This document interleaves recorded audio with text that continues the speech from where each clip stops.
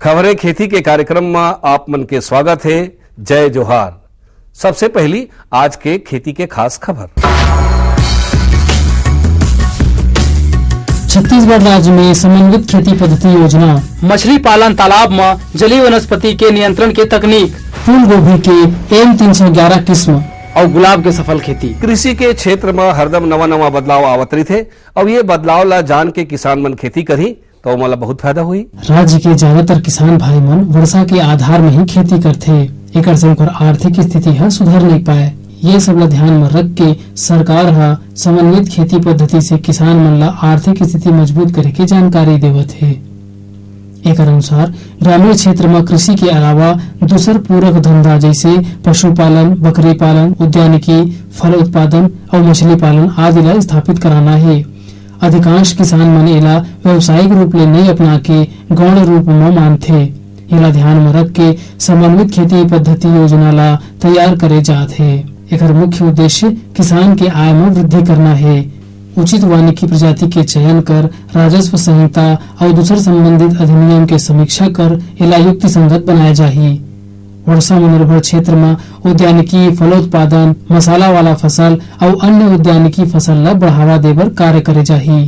एमा किसान के सामाजिक और आर्थिक स्थिति ला ध्यान में रख के अलग अलग मॉडल तैयार करे जाही, जेमा किसान के भागीदारी भी निश्चित रूप ले रही। बेहतर तकनीक, फसल से संबंधित जानकारी ला जान के किसान मन खेती करी तो मला अच्छा उत्पादन मिली। मछली पालन वाला तालाब में जलीय वनस्पति होए ले मछली उत्पादन ला नुकसान पहुँचथे। काबर के जलीय वनस्पति के कारण सूर्य के प्रकाश और ऑक्सीजन के आपूर्ति में रुकावट पैदा होथे। एकर अलावा मछली मन के रहे के जगह ला वनस्पति हा घेर लेथे। ये समस्या के नियंत्रण बर तालाब में समय समय में जाल डाल के वनस्पति ला निकालते रहना चाहिए। एकर अलावा कुछ रसायन के छिड़काव करके घलो वनस्पति के नियंत्रण करे जा सकत है। ये प्रकार से वनस्पति नियंत्रण ले तालाब में मछली उत्पादन में बढ़ोतरी होथे। कृषि के मशीनीकरण ले बहुत सुविधा होथे और एकर से समय, श्रम और लागत तीनों के बचत होते। आलू के खोदाई करे के काम में एकर उपयोगी उपकरण आए पोटैटो ड्रिलर। ये उपकरण में 3 ब्लेड और 2 डिस्क लगे होते, जेकर माध्यम ले आलू और माटी अलग अलग हो जाते। आलू के उत्पादन करैया किसान भाई मन ये उपकरण के उपयोग बहुतायत मात्रा में करते। पोटैटो ड्रिलर के बाजार मूल्य लगभग 40,000 रुपया हवय। एला प्रशासन कति ले अनुदान घलाव दिए जाथे, जेमा छोटे किसान मन घलाव ये उपकरण ला ले सकत है। अब खेती संबंधी खास खबर। छत्तीसगढ़ जो है भारतवर्ष के जो बहुत महत्वपूर्ण राज्य हैं कृषि के क्षेत्र में, उनमें से गिना जाता है और बहुत ही पोटेंशियल स्टेट है। और यहाँ पर धान के अलावा जो मुख्य फसल धान यहाँ पे है, उसके अलावा सब्जियों का भी और मक्का का भी और भी विभिन्न तरह की सभी फसलें यहाँ पे होती हैं।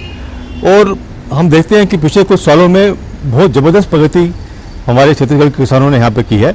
नवा नवा किस्म अपनाए ले और नवा नवा बीज के उपयोग करे ले ओकर से गुणवत्ता और उत्पादन दोनों में सुधार होते।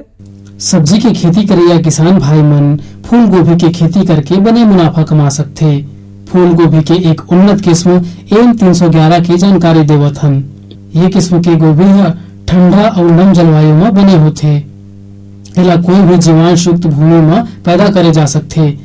ये किस्म की गोभी है मध्यम आकार के, फूल है सफेद, गठे हुए और पत्ता से ढके रहते। गर्मी में उपयुक्त ये सब्जी है 2 महीना में तैयार हो जाते और एकर एक एक फल है 700 से 900 ग्राम तक के वजन रहते। हमारे किसान भाई मन फूल गोभी के एम 311 किस्म ला अपना के अपन आर्थिक स्थिति ला मजबूत कर सकते।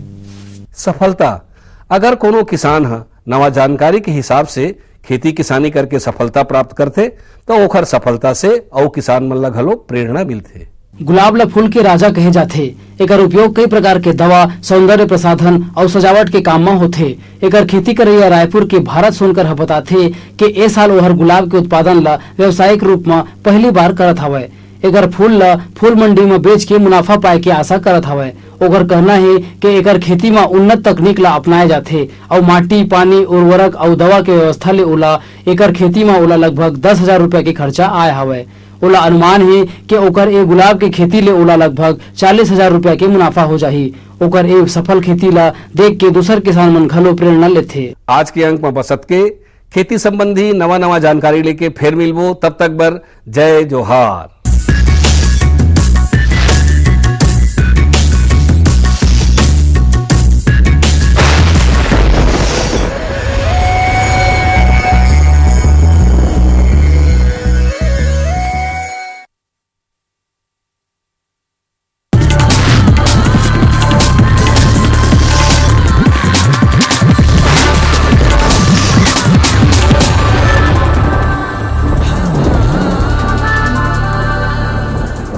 नमस्कार।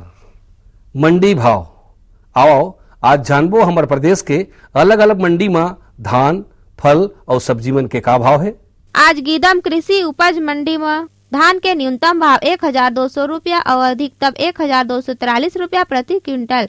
आज कोंटा कृषि उपज मंडी में धान के न्यूनतम भाव 1100 रुपया और अधिकतम 1199 रुपया प्रति क्विंटल। आज बीजापुर कृषि उपज मंडी में धान के न्यूनतम भाव 1160 रुपया और अधिकतम 1240 रुपया प्रति क्विंटल। आज भोपाल पट्टनम कृषि उपज मंडी में धान के न्यूनतम भाव 1399 रुपया और अधिकतम 1551 रुपया प्रति क्विंटल। अब बारी है मंडी समीक्षा के। आज गीदम कृषि उपज मंडी में धान सरना ल भाव मिले है 1200 रुपया ले 1228 रुपया प्रति क्विंटल। धान IR 64 ल भाव मिले है 1155 रुपया ले 1240 रुपया प्रति क्विंटल। धान महामाया ल भाव मिले है 1170 रुपया ले 1305 रुपया प्रति क्विंटल। धान पतला ल भाव मिले है 1135 रुपया ले 1318 रुपया प्रति क्विंटल। धान अन्य ल भाव मिले है 1200 रुपया ले 1243 रुपया प्रति क्विंटल। आज कोंटा कृषि उपज मंडी में धान सोना मासूरी ल भाव मिले है 1551 रुपया ले 1710 रुपया प्रति क्विंटल। धान HMT नया ल भाव मिले है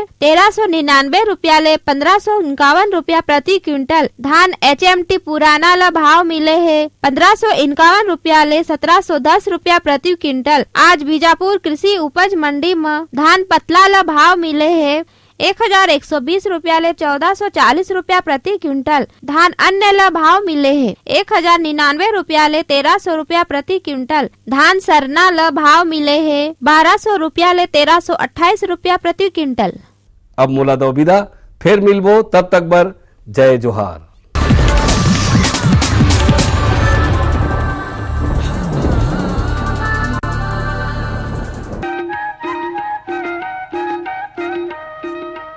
ये लो और बताओ। बस। अरे ये क्या भैया जी, बस इतनी सी रासायनिक खाद? किसानी छोड़ रहे हो क्या? किसानी नहीं, नादानी छोड़ रहे हैं। मिट्टी की जांच कराई है।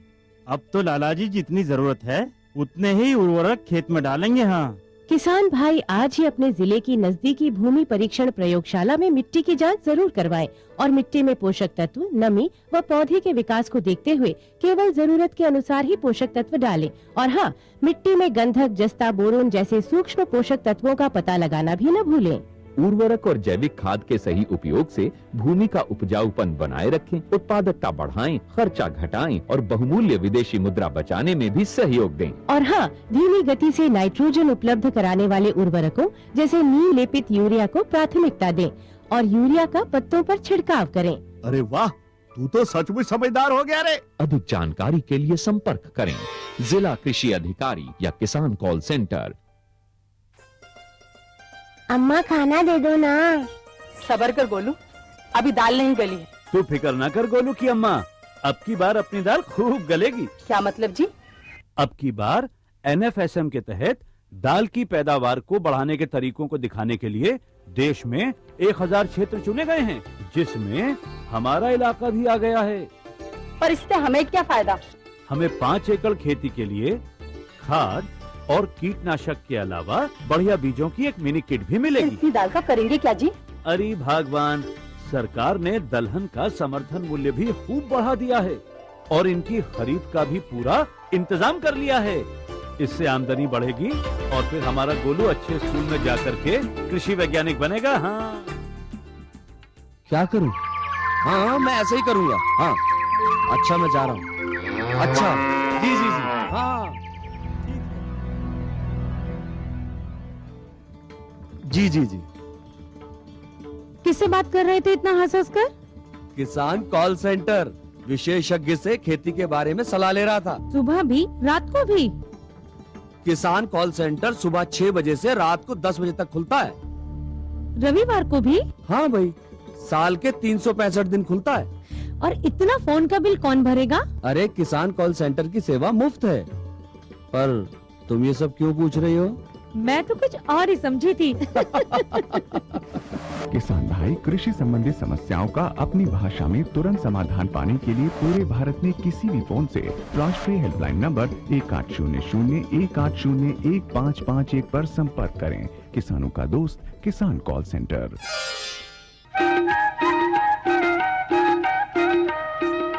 कार्यक्रम देखिए जम्मू किसान भाई बहनी मल्ला जय जोहार। किसान भाई हो, हमन कृषि दर्शन कार्यक्रम में प्रत्येक एपिसोड में नवा कृषि संबंधी जानकारी देथन। आज हमन आप मल्ला बैगन के वैज्ञानिक खेती के बारे में जानकारी देबो। बैगन के आधुनिक और वैज्ञानिक खेती कौन प्रकार से करना चाहिए, आओ जानकारी लेवन। छत्तीसगढ़ में भी अब बैगन को व्यापारिक रूप से उपजाया जाने लगा है। छत्तीसगढ़ की भूमि बैगन के मायने से एकदम उपयुक्त है। बैगन की अच्छी उत्पादकता के लिए 20 से 30 डिग्री सेंटीग्रेड का तापमान सर्वोत्तम पाया गया है और बीज के अंकुरण के लिए 25 डिग्री सेंटीग्रेड को आदर्श तापमान माना गया है। हमारा छत्तीसगढ़ बैगन के लिए एक आदर्श जगह है। इसके पौधों को अच्छी बढ़ावार के लिए जीवांशयुक्त, महीन और उपजाऊ भूमि की आवश्यकता होती है और बहुत ही अच्छा हो कि उस भूमि का पीएच मान 5.5 से 6 तक हो। हमारे राज्य में ये भी संभव है कि बैगन की फसल साल भर ली जा सकती है। भुट्टे की खेती के लिए भूमि को तैयार करने के लिए उसे ट्रैक्टर से अच्छी जुताई करना चाहिए। साथ ही साथ मांदार निर्माण का काम भी इसी समय कर लेना चाहिए। भूमि की मिट्टी को भुरभुरी बना लेना चाहिए ताकि वायु का प्रवाह जड़ तक बनी रहे। गर्मी में खेत खाली रखकर मिट्टी पलटने वाले हल द्वारा गहरी जुताई करें और अप्रैल मई 2 माह सूर्य ताप दिखाएं। ऐसा करने से बैगन की फसल को कई तरह से रोगों से बचाया जा सकता है। किसान भाई हो, बैगन के फसल में जल प्रबंधन के जानकारी होना भी जरूरी है। सिंचाई कब और कतका मात्रा में करना चाहिए, आओ जानकारी लेवन। कृषि के जानकारों के आधार पर बैगन की अच्छी पैदावार के लिए उचित सिंचाई अमृत तुल्य होता है। बस इतना ही याद रहे कि बैगन के पौधों को सदा नमी चाहिए होती है। इस सूत्र मंत्र को ध्यान में रखते हुए हमारे राज्य के बहुत से नूतन विचारधारा वाले किसान भाई बहुत हद तक वैसी सिंचाई दे रहे हैं जो बैगन की फसल को दरकार है। ये व्यवस्था बनाए रखने के लिए गर्मी के दिनों में 4 से 5 दिनों के अंतराल में और शरद ऋतु में यही सिंचाई 12 से 15 दिनों के अंतराल में यथासंभव दे रहे हैं। साथ ही जल निकासी के लिए भी चौकस हैं। जैसा कि फसल की मांग है कि उसे हमेशा मृदा में नमी चाहिए। इसके लिए ड्रिप इरिगेशन या टपक पद्धति से बेहतर और क्या हो सकता है। इस नई और वैज्ञानिक तकनीक को भी हमारे छत्तीसगढ़ में अपनाया जा रहा है और जल की आवश्यक खपत को कम किया जा रहा है। बैंगन की बुवाई के लिए फरवरी, मार्च, मई, जून और अक्टूबर, नवंबर सबसे मुनासिब वक्त होता है। पौधा जब 4 से 5 सप्ताह का हो जाए तो लंबे फल वाली प्रजातियों को 60 गुना 60 सेंटीमीटर की दूरी पर और गोल फल वाली प्रजातियों को 75 गुना 75 सेंटीमीटर की दूरी पर रोपित करते हुए सिंचाई करना चाहिए। जल प्रबंधन की दृष्टि से अधिक बरसात वाले क्षेत्रों में ऊंची उठी हुई मेड़ों में रोपाई करनी चाहिए और गर्म क्षेत्रों या गर्म मौसम में फरो बेड में पौधे लगाना बेहतर होता है। ध्यान रहे कि एक स्थान में केवल एक ही पौधा लगाया जाना चाहिए।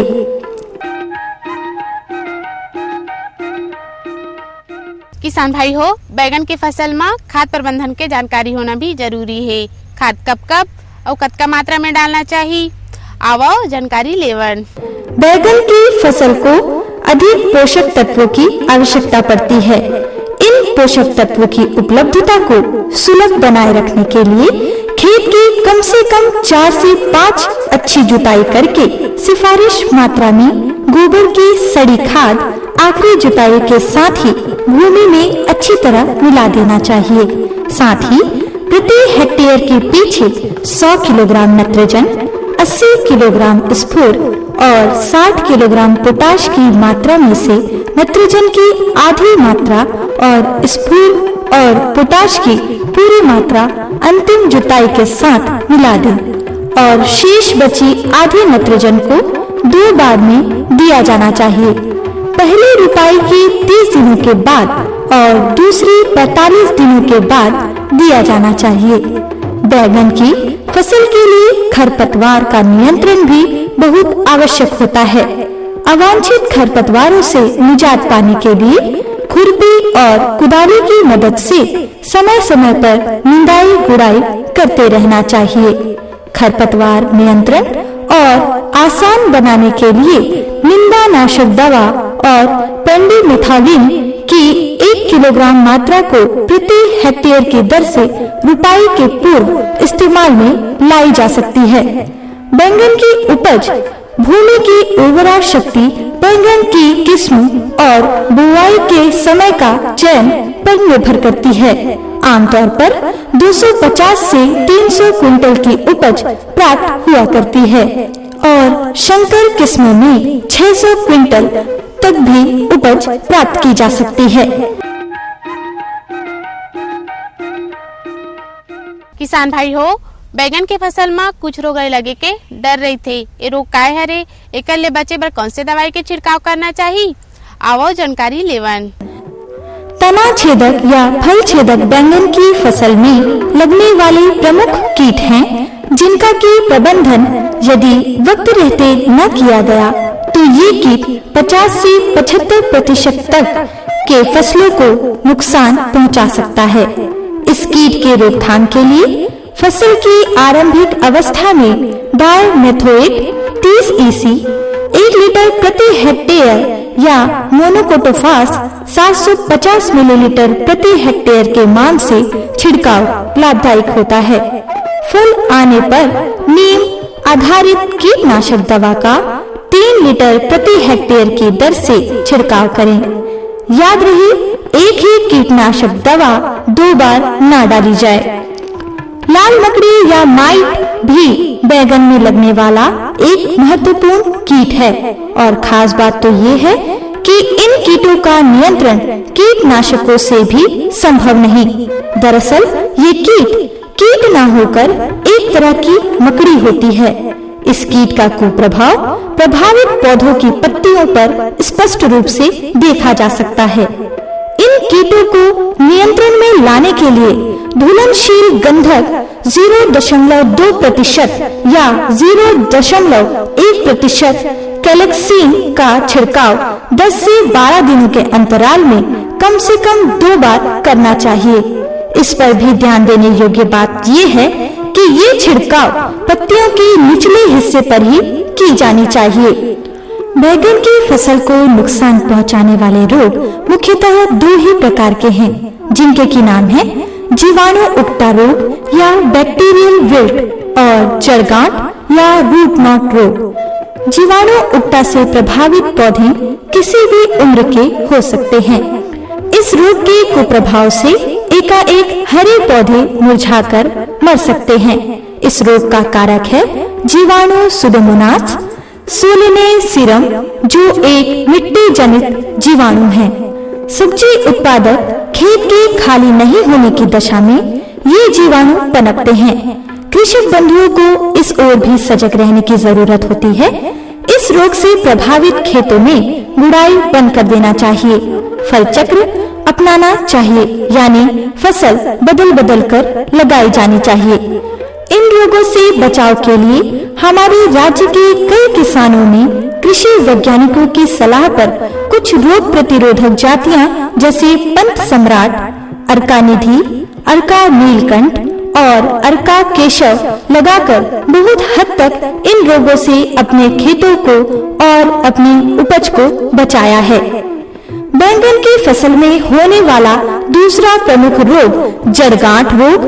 इस रोग की पहचान जड़ों में बनने वाली गांठ से की जानी चाहिए।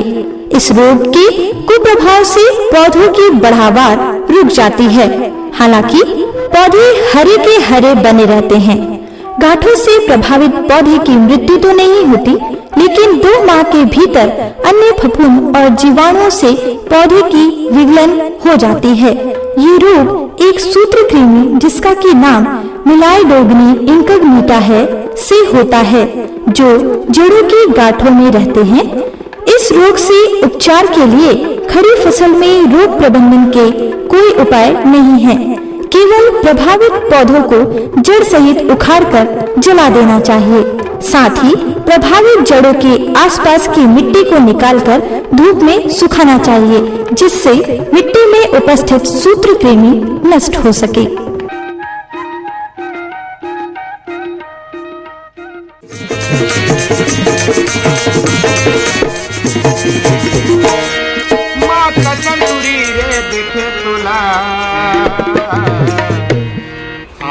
टम्बम के गोला